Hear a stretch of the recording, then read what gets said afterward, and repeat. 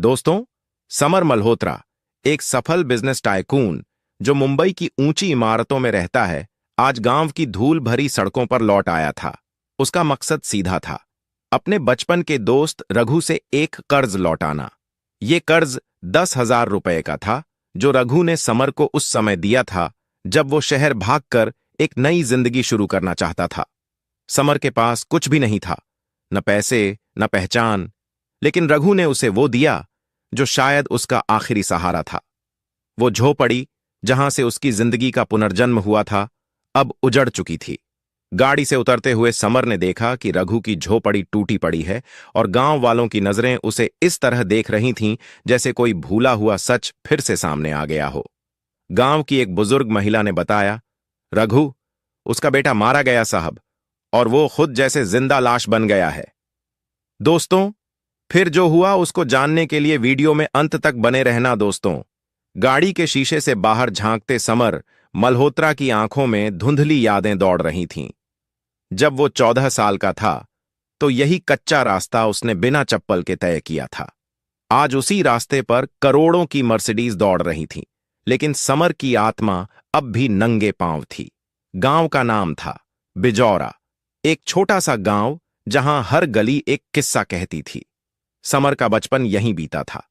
उसके पिता एक शराबी थे और मां अक्सर दूसरों के घर बर्तन मांजती थीं, लेकिन रघु, वो उसका सबसे सच्चा दोस्त था। जब समर के घर में खाने को नहीं होता था तो रघु की मां आधी रोटी उसे खिला देती थीं। गाड़ी जैसे ही गांव की सीमा में पहुंची, धूल का गुब्बार उठा और गांव वालों की नजरें उस काली चमचमाती गाड़ी पर जम गईं। कौन आया है इतने साल बाद? अरे, ये तो समर है ना, वही जो शहर चला गया था, अब तो बड़ा आदमी बन गया लगता है। गाड़ी रुकती है, समर नीचे उतरता है। सफेद कुर्ता, हल्की दाढ़ी और आंखों में गंभीरता। उसका ड्राइवर दरवाजा खोलता है, लेकिन समर हाथ के इशारे से उसे मना कर देता है। समर झोपड़ी की तरफ बढ़ता है। हर कदम पर उसका दिल धड़क रहा है। बचपन के वो पल, रघु के साथ खेलना, नदी किनारे बैठकर सपने बुनना, सब उसकी आंखों के सामने घूम जाता है। लेकिन झोपड़ी अब वैसी नहीं रही। उसका दरवाजा आधा टूट चुका था, छत से बांस निकले हुए थे, अंदर से एक अजीब सी गंध आ रही थी, जैसे समय ने वहां रहना छोड़ दिया हो। पास ही एक बुजुर्ग महिला बैठी थी, जिनकी आंखों में पहचान की एक हल्की चमक उभरी। समर बेटवा, तू तू आ गया? समर झुककर उनके पैर छूता है। हां अम्मा। रघु कहां है? अम्मा की आंखों में आंसू आ जाते हैं। कहां होगा बेटा? उसका तो जीना ही छूट गया जब उसका बेटा शिवा। वो चुप हो जाती है। समर समझ नहीं पाता। शिवा को क्या हुआ अम्मा? अम्मा की आंखों से आंसू बहने लगते हैं। मारा गया बेटा, वो भी दिन दहाड़े, और आज तक कोई नहीं पूछने आया। रघु तो बस चुपचाप उसी झोपड़ी में पड़ा रहता है, बोलता तक नहीं। समर का दिल कांप जाता है। जिस दोस्त के लिए वो कर्ज लौटाने आया था, वो खुद जिंदगी से कर्जदार बन चुका था। समर झोपड़ी के भीतर जाता है। रघु एक कोने में बैठा है, आंखें फटी फटी सी, बाल बिखरे हुए, चेहरे पर महीनों की दाढ़ी। वो समर को देखता है, लेकिन कुछ कहता नहीं। रघु, मैं समर, तेरे पैसे लौटाने आया हूं। रघु बिना कुछ बोले एक पुरानी तस्वीर की तरफ इशारा करता है। वो तस्वीर थी शिवा की, उसके बेटे की। समर को समझ में आता है कि उसका 10,000 रुपए अब बहुत छोटा है। अब उसे अपने दोस्त के बेटे को इंसाफ दिलाना है। अब ये कर्ज नहीं, उसका फर्ज बन चुका था। गांव का सूरज ढल चुका था, लेकिन समर की आंखों में उजाला और सवाल दोनों जाग रहे थे। वह झोपड़ी के बाहर चारपाई पर बैठा था और भीतर रघु की खामोशी एक सन्नाटे की तरह पसरी हुई थी। समर ने रघु को कई बार बुलाया, बातें करने की कोशिश की, लेकिन रघु की आंखों में एक वीरान गहराई थी। ऐसा लग रहा था कि शिवा की मौत ने उसके भीतर से कुछ नोच लिया हो, जैसे आवाजें उसके गले से नहीं, आत्मा से गायब हो चुकी हों। गांव की अम्मा रात को एक थाली में खाना लाई, रोटी, आलू की सब्जी और थोड़ा सा गुड़। समर ने उनका शुक्रिया अदा किया। बेटवा, रघु तो अब बस सांसें भरता है। बोले 5 महीने हो गए, शिवा को गंवाने के बाद से जैसे पत्थर बन गया है। समर ने रघु के पास जाकर धीरे से उसका हाथ पकड़ा। रघु, मैं जानता हूं तू टूटा हुआ है, लेकिन मैं तुझे छोड़कर नहीं जाऊंगा। याद है तूने क्या कहा था? समर, दोस्ती का मतलब मुसीबत में साथ देना होता है। आज मैं वही निभाने आया हूं। रघु की पत्थराई आंखें एक बार समर की तरफ उठीं, फिर दीवार पर टंगी तस्वीर की ओर। तस्वीर में शिवा स्कूल यूनिफॉर्म में मुस्कुरा रहा था। समर के गले में कुछ अटक गया। समर को लगा कि सिर्फ बातों से नहीं, उसे कुछ और करना होगा। उसने अगले दिन सुबह एक पत्रकार को बुलाने का फैसला किया। शीतल, जो पहले गांव के कई अन्य मामलों में अपनी बेबाक रिपोर्टिंग के लिए जानी जाती थी। सुबह होते ही समर तालाब किनारे पहुंचा, जहां गांव की महिलाएं पानी भर रही थीं। वहीं शीतल अपनी नोटबुक में कुछ लिख रही थीं। शीतल जी, मैं समर मल्होत्रा हूं, आपसे कुछ जरूरी बात करनी है। शीतल ने उसकी ओर देखा। थोड़ी हैरानी और उत्सुकता दोनों थीं। आप वही हैं जो गांव छोड़कर शहर चले गए थे, अब वापस क्यों आए? अपने दोस्त के लिए और शायद इंसाफ के लिए। रघु का बेटा शिवा मारा गया और कोई कुछ नहीं कर रहा। शीतल की आंखें चौड़ी हो गईं। शिवा, वो तो स्कूल में बहुत होशियार था, लेकिन कहते हैं कि उसने खुद। नहीं, समर ने दृढ़ता से कहा। वो खुद नहीं गया, उसे मारा गया, और रघु जानता है ये बात, लेकिन डर से कुछ बोल नहीं रहा। शीतल का हाथ रुक गया। आपके पास कोई सबूत है? नहीं, अभी नहीं, लेकिन मैं खोज निकालूंगा, और मुझे आपकी मदद चाहिए। शीतल थोड़ी देर सोचती रही, फिर सिर हिलाया। ठीक है, लेकिन आपको पता है ना, गांव में गणेश ठाकुर का राज चलता है। उसका नाम भी कई बार इन मौतों में आया है। समर ने जवाब दिया, अगर वही इस सब के पीछे है, तो अब उसके दिन पूरे हुए। शाम को समर ने गांव के पुरोहित से शिवा की मृत्यु की तिथि के आसपास के सारे विवरण निकलवाए। रजिस्टर में लिखा था, अज्ञात कारणों से मृत्यु। लेकिन वहीं एक और बात सामने आई। शिवा की मौत से पहले वो प्रधान के घर के पीछे देखा गया था, और अगले दिन उसकी लाश स्कूल के कुएं में मिली थी। रघु अब भी चुप था, लेकिन उसकी आंखें समर के हर कदम पर बारीकी से नजर रख रही थीं। एक रात समर ने उससे पूछा, रघु, बता ना, तू वहां था उस दिन? तूने कुछ देखा? रघु की आंखें डबडबा गईं। उसने पहली बार होंठ हिलाए, लेकिन सिर्फ एक शब्द निकला, गणेश। समर समझ गया, अब वक्त आ गया है। रघु की खामोशी टूटी नहीं थी, लेकिन पहली दरार आ चुकी थी। अब समर को सिर्फ धक्का देना था, ताकि सच बाहर आ सके। गांव में शाम की हवा कुछ अलग सी लग रही थी, जैसे हर कोना कुछ कहने को बेचैन हो। समर को एहसास था कि वो जिस दलदल में कूद चुका है, वहां सिर्फ दोस्ती का कर्ज नहीं, बल्कि न्याय की एक लंबी लड़ाई उसे खींच रही है। शीतल ने शिवा की फाइल तैयार कर ली थी। फोटो, मेडिकल रिपोर्ट, पुरानी खबरें और रघु के घर की कुछ तस्वीरें। समर ने जब फाइल देखी, तो उसकी आंखें एक बिंदु पर थम गईं। एक तस्वीर में शिवा की हथेली पर खरोंच के निशान थे। ये क्या है? समर ने पूछा।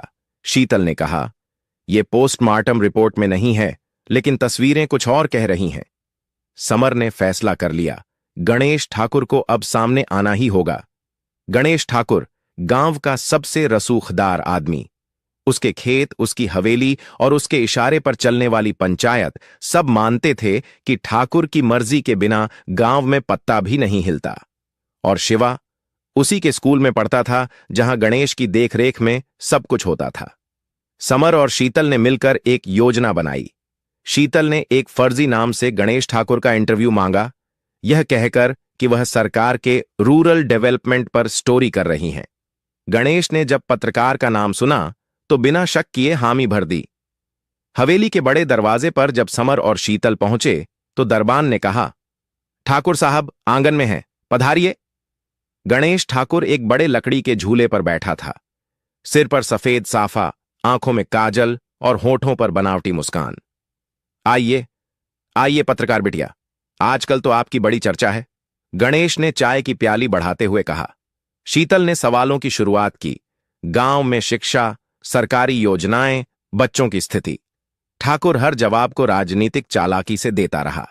समर पीछे चुपचाप बैठा रहा, जैसे वह सिर्फ सहायक हो।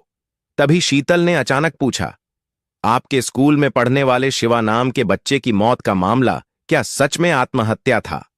ठाकुर की मुस्कान जमी की जमी रह गई। उसकी आंखों में पल भर के लिए कुछ चौंकने जैसा चमका, फिर वह मुस्कुराया। बिटिया, आप बहुत आगे बढ़ गईं। वो बच्चा थोड़ा चुप चुप रहता था। घर की गरीबी, मां नहीं थी, खुद ही कुएं में कूद गया। समर ने धीरे से पूछा। लेकिन उस दिन वो आपके घर के पीछे देखा गया था। क्यों? अब ठाकुर की आंखें समर पर टिकीं। तू कौन है रे? मैं समर मल्होत्रा हूं, रघु का दोस्त। वो रघु जिसका बेटा शिवा अब इस दुनिया में नहीं है। गणेश उठ खड़ा हुआ। तू क्या करने आया है गांव में? बहुत दिन बाद लौट आया? शहर में तुझे क्या ना मिला जो अब गांव का सच्चा आदमी बनने आया है? समर की आवाज में दृढ़ता थी। मैं अपना कर्ज चुकाने आया हूं, वो दोस्ती का, वो भरोसे का, और अब न्याय का भी। गणेश ने गुस्से में कहा। जा, जितना खोद सकता है खोद ले, लेकिन सच के पास आने से पहले तेरी सांस बंद हो जाएगी। हवेली से बाहर आते वक्त शीतल ने फुसफुसाकर कहा। तुमने देखा उसकी आंखें? वो डर गया है समर। डर सिर्फ तभी आता है जब कोई कुछ छिपा रहा हो। उसी रात समर ने गांव के पुराने नौकर संतू काका से बात की, जो पहले ठाकुर की हवेली में काम करता था। संतू की आंखों में डर था, लेकिन होठों पर सच्चाई। उस रात शिवा को बुलाया गया था ठाकुर के बुलावे पर। कहा गया पढ़ाई में मदद दी जाएगी, लेकिन बाद में कुछ हुआ। वो चीख रहा था, मैं देख ना सका बेटा। बस अगले दिन उसकी लाश कुएं में मिली। समर अब जान चुका था, खेल बहुत गहरा है और अब उसे गांव के लोगों का साथ चाहिए। लेकिन क्या डर के साए में जी रहे लोग उसके साथ खड़े होंगे?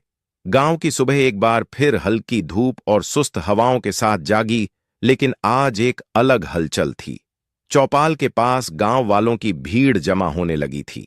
चर्चा थी कि रघु के बेटे शिवा की मौत की दोबारा जांच की मांग उठाई जा रही है और पंचायत अब खुले मंच पर इस मुद्दे पर बात करेगी।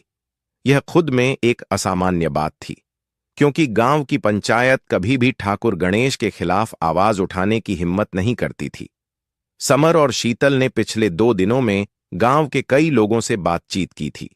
कुछ बोले, कुछ डरे, लेकिन धीरे धीरे एक लहर उठने लगी थी सच जानने की। रघु अब भी खामोश था, लेकिन उसकी आंखों में एक उम्मीद थी जो वर्षों बाद लौटी थी।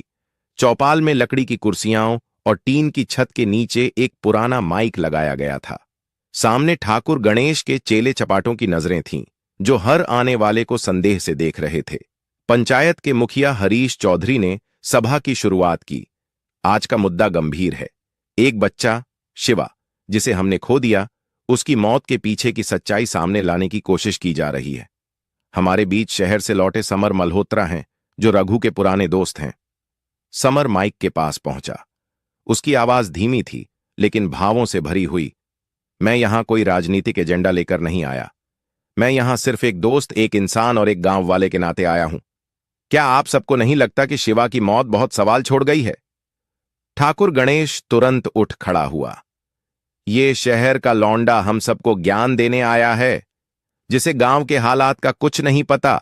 वो आज हमें बताने आया है कि सच क्या है। समर ने शांति से जवाब दिया। ठाकुर साहब, अगर आपको लगता है कि शिवा की आत्महत्या एक साधारण मामला था, तो डर किस बात का है? क्यों नहीं दोबारा जांच करवा ली जाए? कुछ पल के लिए सन्नाटा छा गया।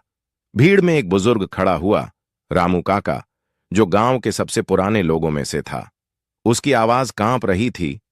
ठाकुर बेटा, जब कोई बच्चा रात में तुम्हारे घर के पीछे देखा जाए और अगले दिन उसकी लाश कुएं में मिले, तो सवाल उठते हैं।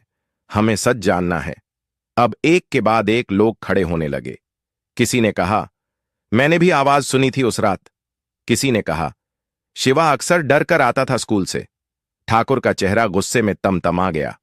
अगर तुम सबको मुझ पर शक है तो चलो करवा लो जांच, लेकिन याद रखना, अगर मेरे खिलाफ एक भी बात साबित नहीं हुई तो तुम सबकी औकात दिखा दूंगा। समर ने पंचायत से निवेदन किया कि गांव के सामूहिक हस्ताक्षर के साथ वे जिलाधिकारी को पत्र भेजें, जिसमें पुलिसिया जांच की मांग की जाए। मुखिया हरीश ने हामी भर दी। सभा खत्म होने के बाद रघु ने समर का कंधा पकड़कर कहा, तू जो कर रहा है वो मेरे बेटे के लिए न्याय है और मेरे लिए भी जीने की एक वजह। रात को समर और शीतल ने गांव की मंदिर में बैठकर हस्ताक्षर इकट्ठा करने शुरू कर दिए। महिलाओं ने भी आगे आकर कहा, अब बहुत हो गया, हमें बच्चों की सुरक्षा चाहिए, डर नहीं। अगले दिन समर हस्ताक्षर युक्त पत्र लेकर जिला मुख्यालय जाने को तैयार हुआ, लेकिन रास्ते में शीतल को किसी अज्ञात नंबर से कॉल आया। अगर समर ने यह चिट्ठी जमा की तो उसकी सांसों की गिनती शुरू हो जाएगी। खतरा अब और भी पास था, लेकिन लड़ाई भी अब और गहरी हो चुकी थी। सुबह की पहली किरणों के साथ समर और शीतल जिला मुख्यालय की ओर निकलने की तैयारी कर रहे थे। हस्ताक्षर युक्त पत्र को समर ने एक मोटी फाइल में रख लिया था। यह कागज मात्र नहीं था, यह गांव के बदलते सोच और एक पिता की टूटती उम्मीद का सहारा था। लेकिन शीतल अब भी बेचैन थी। रात में आए फोन कॉल ने उसकी नींद उड़ा दी थी। क्या तुम सच में जाना चाहते हो समर? शीतल ने पूछा। यह रास्ता आसान नहीं है, समर ने दृढ़ता से जवाब दिया। अगर डर के कारण हम रुक जाएं तो कोई बदलाव नहीं होता। हम सिर्फ जीते रहते हैं, जिए बिना। गाड़ी जैसे ही गांव की सीमा से बाहर निकली, एक काली स्कॉर्पियो उनका पीछा करने लगी। समर ने रियर व्यू मिरर में देखा और गाड़ी की रफ्तार बढ़ा दी। लेकिन कुछ किलोमीटर आगे ही रास्ता बंद मिला। रास्ते में 2 बाइक और 4 नकाबपोश आदमी खड़े थे। एक आदमी ने समर की ओर इशारा करते हुए कहा, फाइल नीचे रख दे और वापस चला जा, नहीं तो अब की बार फोन नहीं, गोली चलेगी। शीतल ने डरते हुए समर का हाथ पकड़ लिया। प्लीज सोच समझकर। लेकिन समर ने पीछे गाड़ी मोड़ने के बजाय गाड़ी से उतरकर जवाब दिया, गोली से डर नहीं लगता, पर झूठ से लगता है। तुम लोगों ने गांव को जेल बना रखा है, अब वो दीवारें टूटेंगी। नकाबपोशों ने आगे बढ़ने की कोशिश की, लेकिन तभी पास के खेतों से पुलिस की एक जीप आती दिखी। यह योजना शीतल ने रात में बना ली थी। पुलिस को पहले ही सूचना दे दी थी कि रास्ते में उन्हें रोका जा सकता है। नकाबपोश भाग खड़े हुए। पुलिस अधिकारी ने समर को देखते ही कहा, आप सही समय पर थे, अब आप जिला मुख्यालय जाइए, हम देख लेंगे। शाम होते होते समर डीएम ऑफिस में पहुंच गया और वहां अधिकारियों को पूरा मामला सौंप दिया। उन्होंने कहा, हम जल्द ही विशेष जांच टीम भेजेंगे। गांव लौटते वक्त समर और शीतल थके हुए थे, लेकिन उनके चेहरे पर सुकून था। गांव पहुंचने पर रघु दौड़ता हुआ आया। समर, खबर मिली कि तुमने फाइल दे दी। बेटा, अगर तेरा कुछ हो जाता तो? समर ने मुस्कुराते हुए कहा, अंकल, अगर हम डरकर जीते तो शिवा के लिए कुछ नहीं कर पाते। रात को समर घर की छत पर लेटा था। सितारे चमक रहे थे, लेकिन उसके मन में विचारों का अंधेरा गहरा था। अब जांच होगी, लेकिन ठाकुर गणेश आसानी से हार मानने वालों में से नहीं था। शीतल ने छत पर आकर कहा, तुमने आज 2 रास्ते में से एक चुना, सच का, लेकिन यह रास्ता कभी भी सीधा नहीं होता। तैयार रहना, अब असली परीक्षा शुरू होगी। समर ने उसकी तरफ देखा। मैं तैयार हूं, और अगर तुम साथ हो तो रास्ता कितना भी कठिन क्यों ना हो, मैं चलूंगा। दूर कहीं कुत्तों के भौंकने की आवाज आई। गांव की नींद अभी टूटी नहीं थी, लेकिन समर जानता था, अब कोई सपना देख रहा है, बदलाव का सपना। गांव में हलचल तेज हो गई थी। ठाकुर गणेश की हवेली पर छापा पड़ चुका था। अखबारों में पहले पन्ने पर समर की तस्वीर थी। एक करोड़पति ने दिलाया अपने दोस्त को इंसाफ। लेकिन समर के लिए यह केवल एक लड़ाई थी, जंग नहीं। सुबह सुबह समर को थाने से फोन आया। समर जी, ठाकुर गणेश को गिरफ्तार कर लिया गया है। उसके आदमी भी पकड़ लिए गए हैं। हमने गवाहों की सुरक्षा की व्यवस्था भी कर दी है। समर ने जैसे ही ये बात रघु को सुनाई, उसके चेहरे पर वर्षों बाद मुस्कान तैर गई। शिवा को तो अब भी वापस नहीं ला सकते बेटा, लेकिन शायद अब किसी और शिवा की जान बच जाए। गांव के स्कूल में समर ने एक सभा बुलाई। लोग जमा हुए, पहली बार अपने मन की बात खुलकर कहने। ठाकुर की हवेली अब सील थी, लेकिन उसका डर लोगों के दिल से निकलना अभी बाकी था। समर मंच पर चढ़ा और कहा, मैं यहां किसी को भाषण देने नहीं आया। मैं बस चाहता हूं कि अब इस गांव में कोई बच्चा भूखा न सोए, कोई लड़की डरकर स्कूल न जाए और कोई बाप अपनी बेटी को इंसाफ के लिए दर दर भटकता न देखे। सभा में ताली नहीं बजी, लेकिन लोगों की आंखों में चमक आ गई। यह बदलाव की शुरुआत थी। समर ने घोषणा की, मैं शिवा फाउंडेशन के नाम से एक ट्रस्ट शुरू कर रहा हूं, जो शिक्षा, न्याय और स्वास्थ्य के लिए काम करेगा। शीतल, जो मंच के पीछे खड़ी थी, अब सामने आई। और मैं इसके साथ एक महिला सुरक्षा केंद्र की स्थापना करूंगी, ताकि कोई और लड़की शिकार न बने। गांव वालों ने अब तक जो कुछ नहीं किया था, वो आज किया। तालियों की गड़गड़ाहट से धरती गूंज उठी। रात को समर फिर उसी छत पर लेटा था, जहां से उसने सफर की शुरुआत की थी। रघु वहीं आकर बैठा। समर, तूने तो बेटा होने का फर्ज निभा दिया। शिवा जहां भी होगी तुझ पर गर्व कर रही होगी। समर ने मुस्कुराते हुए आकाश की ओर देखा। काश मैं उसे एक बार कह पाता, माफ कर दो दोस्त, देर हो गई। धीरे धीरे गांव की फिजा बदलने लगी। अब बच्चे स्कूल जाने लगे थे, औरतें पंचायत में बोलने लगी थीं। और समर, वो अब करोड़पति नहीं, गांव का बेटा बन चुका था।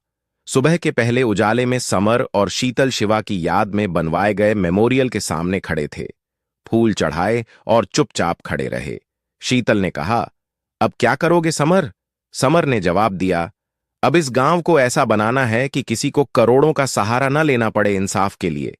इंसाफ सबका हक है, ख्वाब नहीं। सूरज की पहली किरण शिवा की तस्वीर पर पड़ी। इंसाफ की सुबह हो चुकी थी। तो दोस्तों,